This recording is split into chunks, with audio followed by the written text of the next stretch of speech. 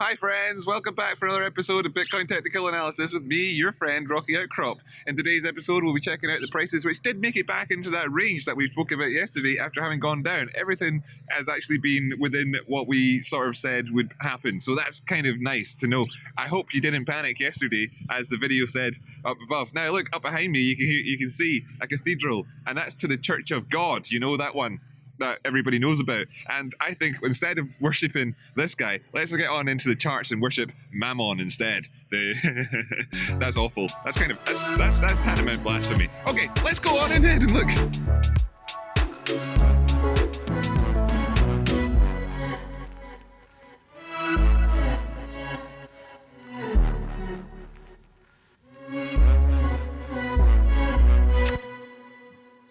Hi, and we're back in the charts. Now, this is the Bitcoin versus US dollar 24-hour Bitstamp chart. In fact, I'm actually not 100% sure which direction to point because I don't know if left is right or if this is flipped or what. Anyway, up above you can see the price is 9,450. That's a low today of 9,142 and highs of 9,467. Okay, so that's the sort of intro done. And just before we get into the actual charting, I wanted to point out that that wasn't blasphemy. That's called satire, and believe me, God's got a very good sense of humor, and you know, whatever. Besides, who cares?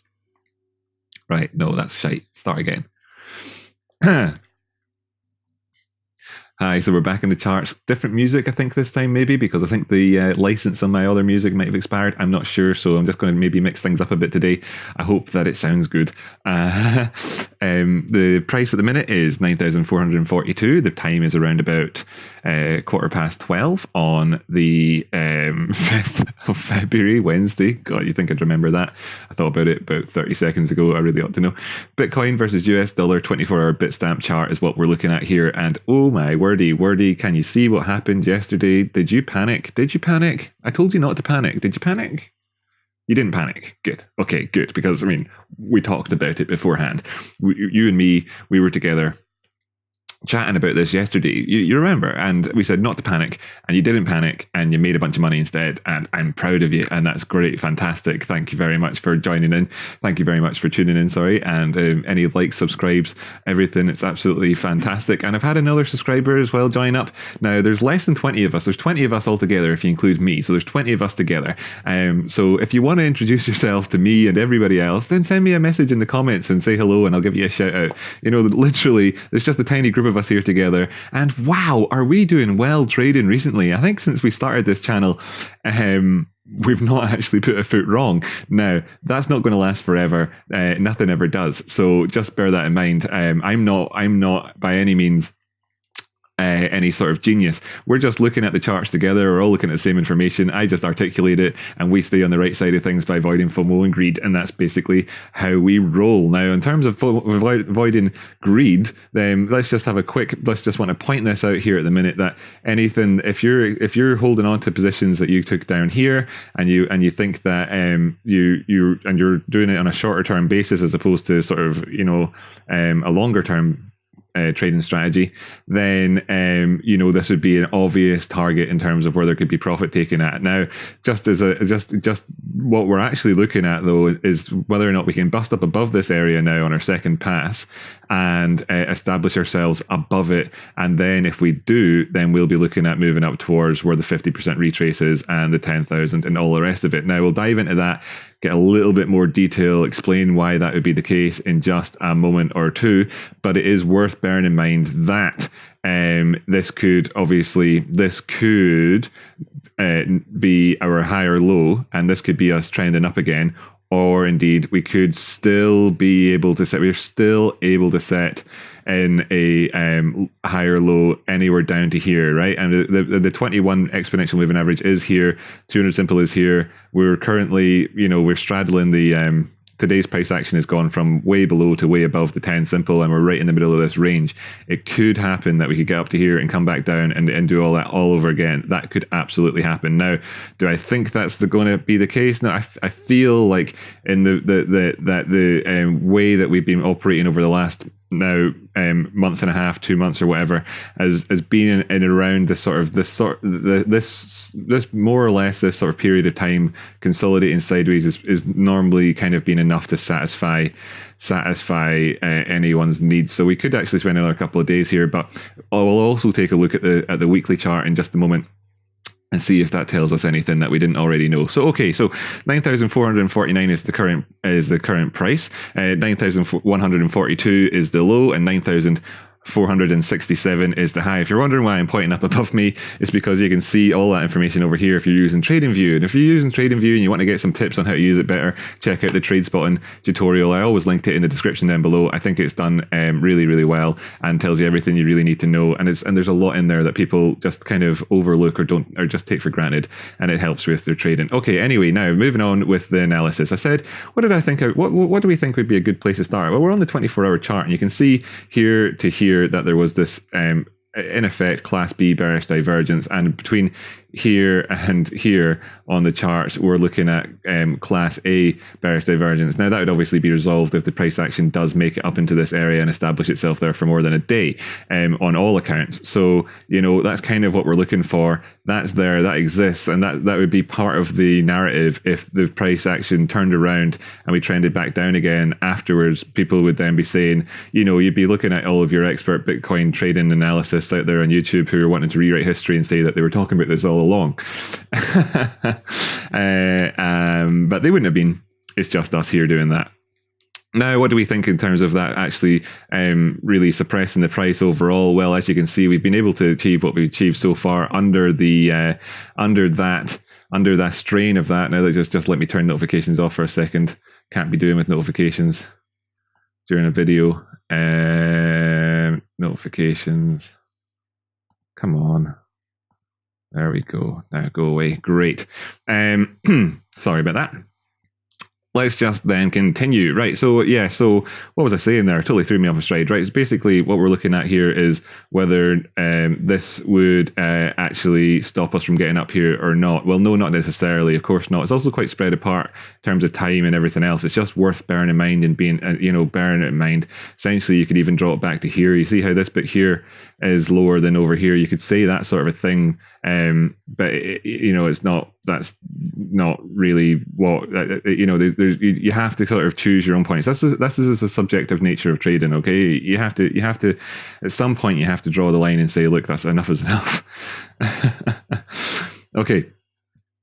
Right, and I think enough is enough there. So, and enough it is enough on the 24-hour chart as well. There isn't really, on a day-to-day basis when you're doing these videos, there isn't an awful lot that changes between pointing these things out. Look, this is the top, this is the top. Until we make a higher top, we can't actually say anything different to what I've been saying over the last week. And look at them, there's bearish divergence across the board there, right? So that's just something to be aware of. In terms of hidden bullish divergence, is there any of that? It's theoretically, there is technically on the MACD, as you can see here and here between these lows, so that'd be hidden bullish divergence.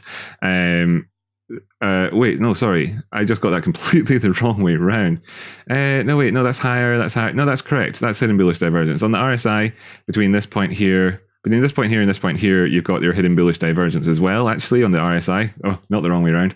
My God. That's why it's easy, to get confused about these things. I hope I keep everybody right whenever I'm doing them, but I'm obviously speaking quite quickly here, and it's all live, and essentially ad-libbed, not scripted stuff, and this is my genuine interpretation of the chart. This is actually the first time I've looked at the charts today.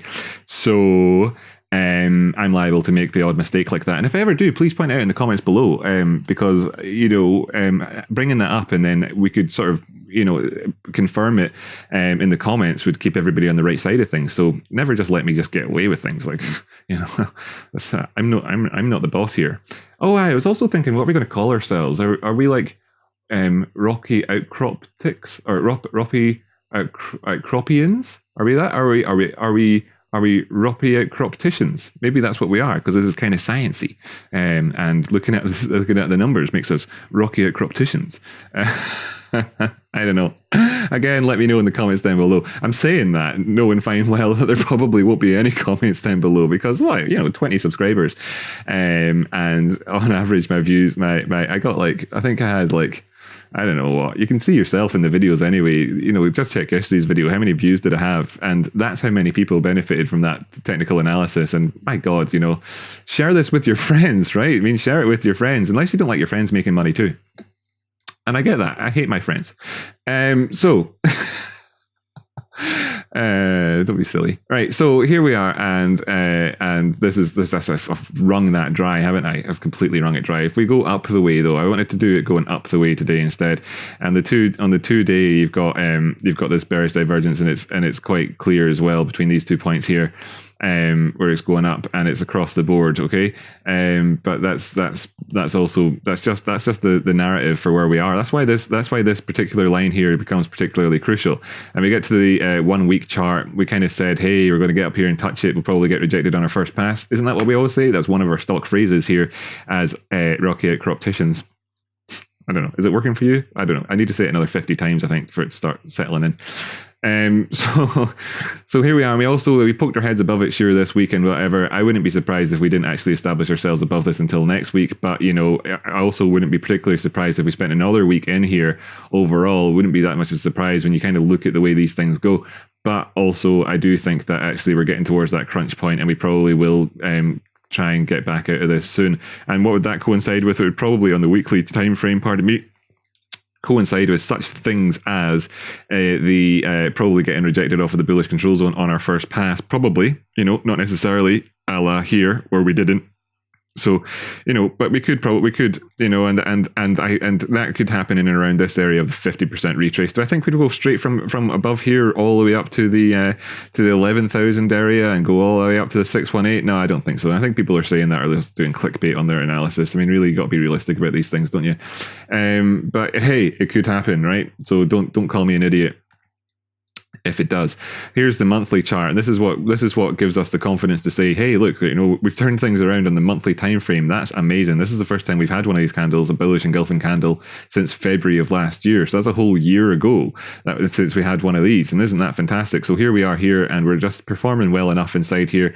Nothing really to write home about overall, but this sort of thing here where we made a new high on the monthly is what gives us enough confidence to say, hey, look, maybe the trend is going up. We thought it was. It looked like it on the daily time frame, and it's starting to get confirmed across the other ones. But there is this sort of from the daily up, we're looking at this line here because we've not really fully properly turned things around until we get past this. And well, that's what needs to happen first. And so in this sort of this is the area in between. This bookends what we're talking about, the monthly, quite nicely, and then there's all those other time frames that I've just gone through. So let's just go down to the 12 hour and take a look at things. Well, the 12 hours had the stochastics pointing, are just probably going to actually cross over. At the end of this, it's probably going to look like they were supported by the middle line here, which is something which does sort of kind of happen frequently in terms of the price action historically. Now, if we just zoom out a whole bunch, I can sort of make that point a little bit clearer. How you can see if you go across the middle here, that yes, in and around that area, whether it's just below it or just above it or on it or exactly on it itself, ding, ding, ding, here, no, maybe, I don't know, but here, sure, maybe there, I don't know, whatever, you get the point, right? Around the middle area, that's where you could see these things turning around, and I believe they probably will here, which bodes well, and that's great. And the MACD, you can see you've got this hidden bullish divergence showing up quite well here, and the RSI, the hidden bullish divergence, and the stochastics, the hidden bullish divergence. Like hidden bullish divergence is called hidden because people, generally speaking, because people don't look for it, not because it's hidden. It's just as visible as anything else on any chart. The word hidden is a misnomer. Like all phrases, by the way, I've said this before and I'll say it again probably, basically all terminology from trading is made up by people who I've spent a life being confused about what it is that they're even talking about themselves, frankly, so like, what are you going to do? All right, and then of course, just straight up academic analysts that don't have any skin in the game. So That's why you get stupid phrases like hidden bullish divergence. I mean, come on, it's just stupid. Anyhow, enough of that. And down here to the 4 hours, looking between these 2 points here. And we do actually want to see it come up here and try and get it, potentially at least get it rejected again off it again if we want to avoid bearish divergence. But I mean, we just had this big, what would you call that? If that's 9,500 down to 9,000, we've had like a $500 sort of adjustment after the previous round. This drop, so I mean, who knows? Like, that's not necessarily that crucial. The volume is continuing to sort of shrink down a bit if you look at it from like over this way, sort of discounting any of the standard deviation abnormalities, which is what we all do in life, by the way. Anyway, you know, you don't ever want to put too much emphasis on any given thing, which is particularly outside the realms of what you would expect in your standard deviation thing. Is like, you know, which is why when somebody says to you, your hair looks nice today, you don't think what they mean is that every other day your hair doesn't look nice. That's not what they're saying. What they're saying is your hair looks nice today, you know, because otherwise you'd be focusing way too much on the standard deviation, and that's not how you live your life, right? So why would you do it when you're charting? The things people get confused about is incredible. So yeah, that's basically sums all of that up. I mean, what really is there to say? I've said it all already. The target for today, in terms of if you wanted to be not greedy at all in any way whatsoever and take profit, could even be anywhere in around where we are now, to be completely frank with you. In fact, we'll just go down to the small time frames just to sort of take a closer look again at what we've been looking at a lot recently, and how it would go down if we were to get above this price action here. This, like, see, you can see the drop off in the trade, and there's been very, very little up to there. And I say it in every video, the VPVR thing dropping off means that it puts the impetus in the ball in the court of whatever side is in the current trend, and it leaves the decision up to them, because the opposition side are saying, well, hey, look, we're going to give you that ground, we're going to retreat a trench and fortify our position over there instead, because there's no point in fighting a losing battle. And that's how this works. So, you know, the drop off of trading activity works both ways. So really, actually, let's go back up to the weekly again to look at this instead with the VPVR. If it would load up. Go auto here. That's better. You can see the drop off here and how it kicks back in again around the 500. I mean, this is really what we're looking at here. If we can establish ourselves up here, there's no telling how quickly or slowly it would actually get up to the next level. It could very well do it, come up and come back down at any given point over the next however many days and be rejected off of it. And what we'd actually then be looking at in terms of trading is always about managing risk, okay? So you'd be looking at whether or not we get supported here. That's it. Done. Right, that's it, done. Okay, if you've got any questions, just leave me a comment and I'll get back to you. I may have been overly to summarize too much in what I was saying. Now, look, here we are on Ethereum. I just thought I'd bring Ethereum into this again because I've been doing that lately. Current price is 195. That's where we came up to. We rejected off before. We thought now we're trying to hopefully use this as support as we go to test the 200. Will we get through 200 on the first shot? It's quite likely that we don't. There's always the chance that we do. It's a psychological round number. It depends on the willingness of the crowd, whether or not they're willing to push that forward or not. At the time at which we do establish ourselves about 1,200, then you'd be looking at 5 and 10% moves up to 2,000 or 210, 220 and stuff like that. That's the current sort of targets that you're looking at if you're trading in and around this area. It's the management of your trades really is going to be coming down to things like this line here at 184 on the spot price, 185 on the spot price. If you're managing your trades, that's just basically what I'd look out for in terms of taking profit. Then you've got 210, 220 and 230 are the immediate areas if you're looking for small shorter term time frame trades. If you're looking for bigger time frame trades, you could probably draw in a Fibonacci retrace from this point up here to this point down here, and I bet you any money there's a great deal of confluence in amongst these three areas where I already drew these horizontal lines. In fact, let's just wrap the video up with that. I've got 18 minutes into this thing. I feel like it's too long already, but if I just wrap it up, let's just see how Fibonacci would look on this goddamn thing. Where is it? Hurry up. So we'll draw it from the top here. You go left to right doing Fibonacci's. Draw it down, you go wick to wick or else body to body, you never mix the two, and you drop it off here, and look at that, the wee pockets that we've got here. So like, yes, so you can see the 50% retrace in here, look in the 618 in there. Is that a coincidence? No, it's not, right? Just do things properly all the time, and your life will be so easy. Thank you so much for joining me in this video. Please come back, subscribe, do all that, like it, everything, share it with your friends, introduce people to it, and I make these videos every day, so I'll see you tomorrow, and hopefully we've got some good news then. And like I say, at some point we're going to go wrong, aren't we? And I'm going to look like a complete fool. But until that time, happy trading.